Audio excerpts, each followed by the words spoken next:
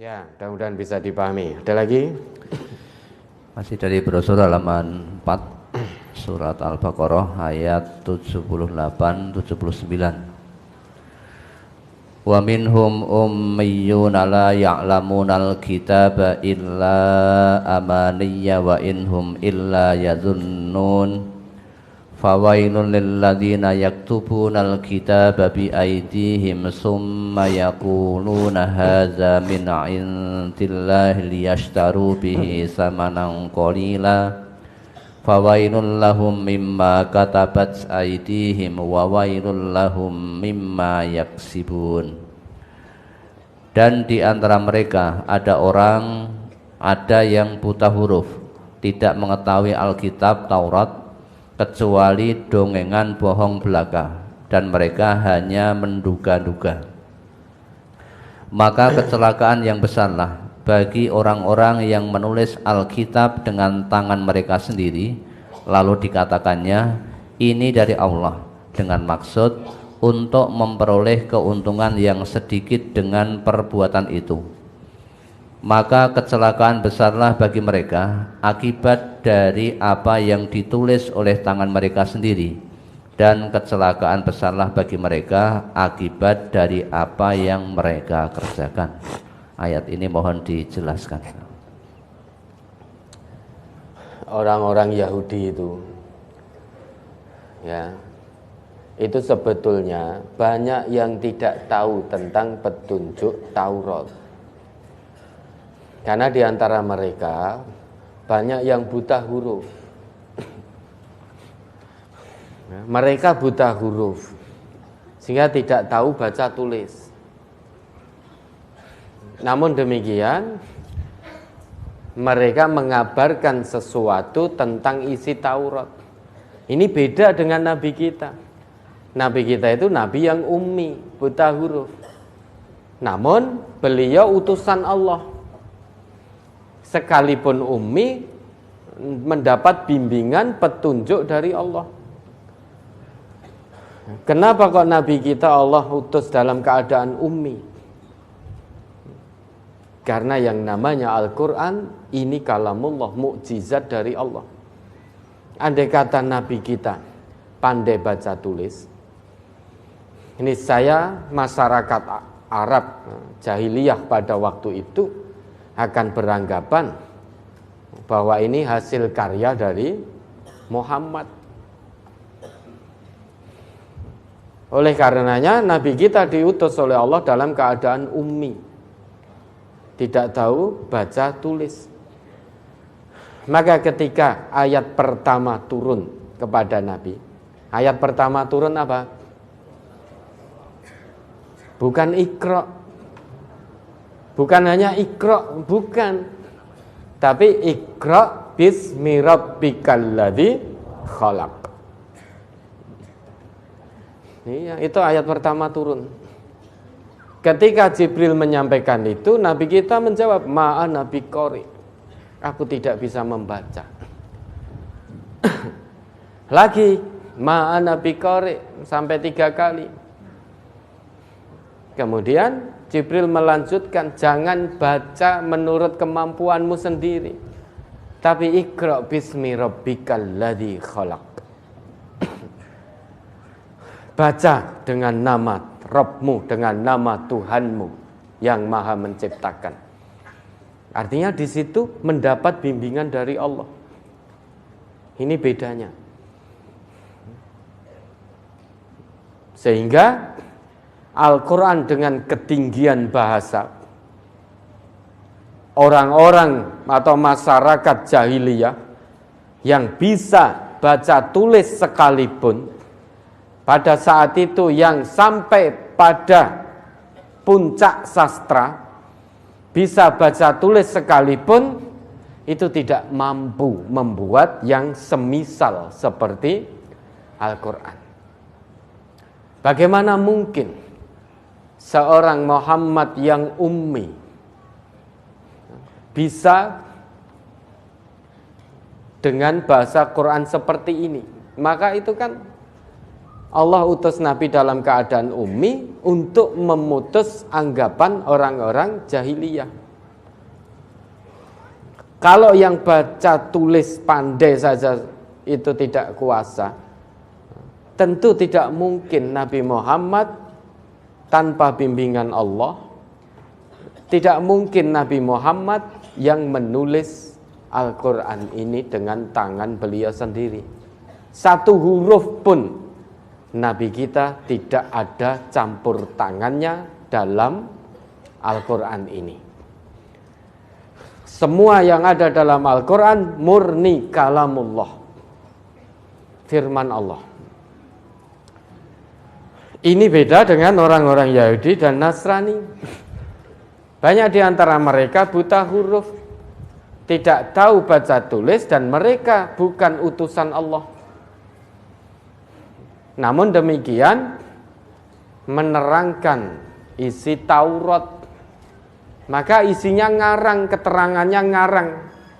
La ya'lamunal kitaba illa amaniyya wa inhum illa yadunnun.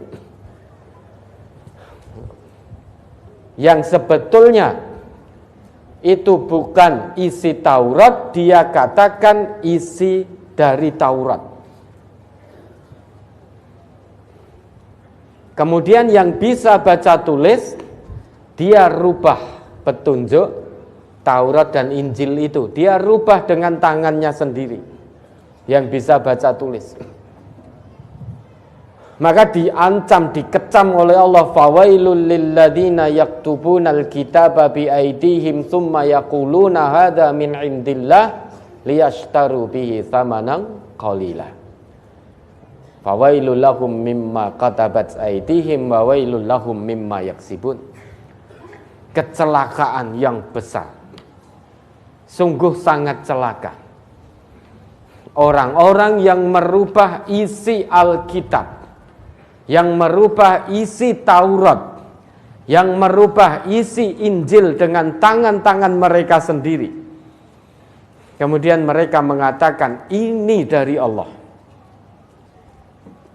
Jadi sudah mereka rubah, kemudian mereka berikan kepada orang awamnya, mereka ajarkan kepada orang awamnya dengan mengatakan bahwa ini firman Allah. Hukum rajam sudah dirubah, hukum rajam dihilangkan, disembunyikan dari Taurat, disembunyikan dari Injil. Dan banyak lagi petunjuk-petunjuk di dalam Alkitab yang telah dirubah-rubah.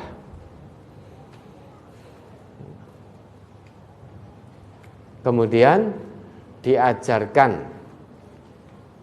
kepada orang awamnya dengan mengatakan ini dari Allah. Tujuannya apa? Liyashtaru bihi thamanan qalila. Untuk mendapatkan keuntungan yang sedikit, mengganti petunjuk dari Allah dengan keuntungan duniawi. Maka celaka bagi mereka dengan apa yang telah mereka tulis. Bahkan di Al-Maidah 41 itu mereka mengatakan yaquluna in utitum hadza fakhuduhu wa illam tu'tauhu fahdharu. Jika kamu diberi ini, diberi isi Alkitab yang sudah dirubah-rubah oleh orang-orang alim mereka, oleh pendeta-pendeta mereka, fakhuduhu, ambil, karena itu firman Allah. Padahal sudah mereka rubah. Wa illam tu'tauhu fahdharu. Jika kamu diberi selain ini, selain yang telah mereka rubah, hati-hati. Maka jika diberi aslinya, hati-hati. Lah inilah pola tingkah mereka. Mereka suka mendengar berita-berita bohong. Samma'una lil kadhibi. Orang Yahudi itu suka mendengar berita bohong dan menyebarluaskan kebohongan itu. Termasuk sifat-sifat atau ciri petunjuk-petunjuk kedatangan Nabi Muhammad itu sudah sangat jelas termaktub dalam kitab suci mereka. Tetapi itu dirubah-rubah, disembunyikan. Sehingga berbuat kebohongan. Kedatangan Nabi, kerasulan Nabi Muhammad tidak mereka akui. Karena mereka sebarkan kebohongan demi kebohongan. Itu ciri orang-orang Yahudi.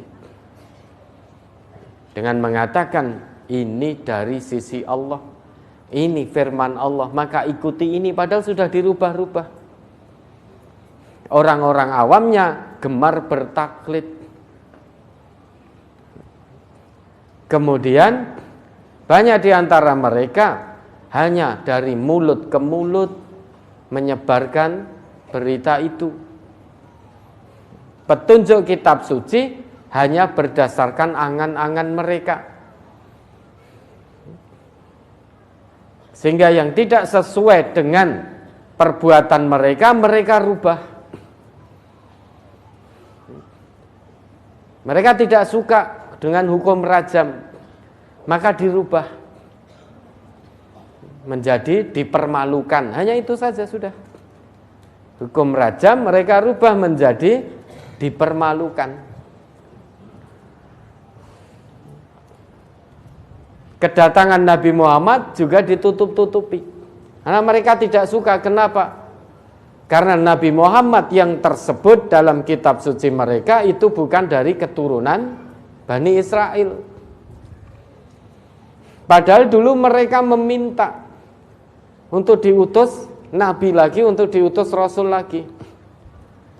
Begitu Allah jawab, Allah utus seorang Rasul hanya gara-gara bukan dari keturunan Bani Israel, lantas mereka mengingkari. Mengada-ngadakan kebohongan tentang Nabi Muhammad. Hanya berdasarkan berita bohong, hanya berdasarkan prasangka, dugaan-dugaan saja. Masa kitab suci kok isinya hanya prasangka dan dugaan-dugaan?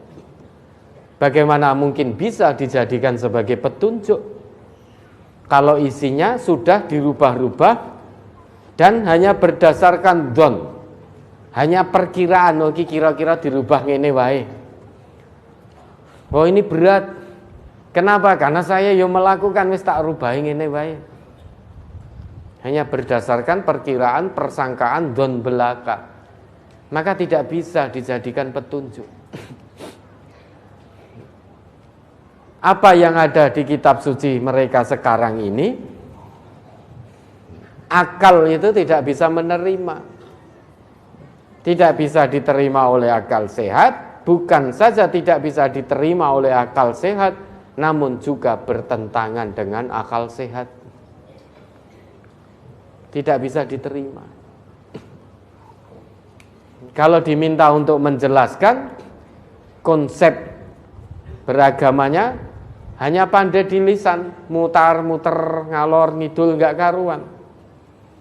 Tidak ada kejelasan yang pasti, yang qat'i, yang bisa diterima oleh fitrah kita sebagai hamba Allah.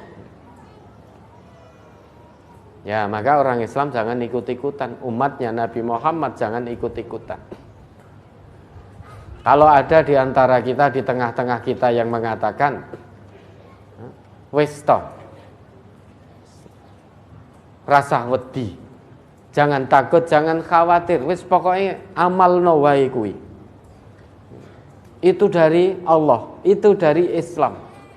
Kalau memang betul itu dari Islam, mana dalilnya? Karena orang Islam itu mengamalkan dalil, bukan mendalilkan amal.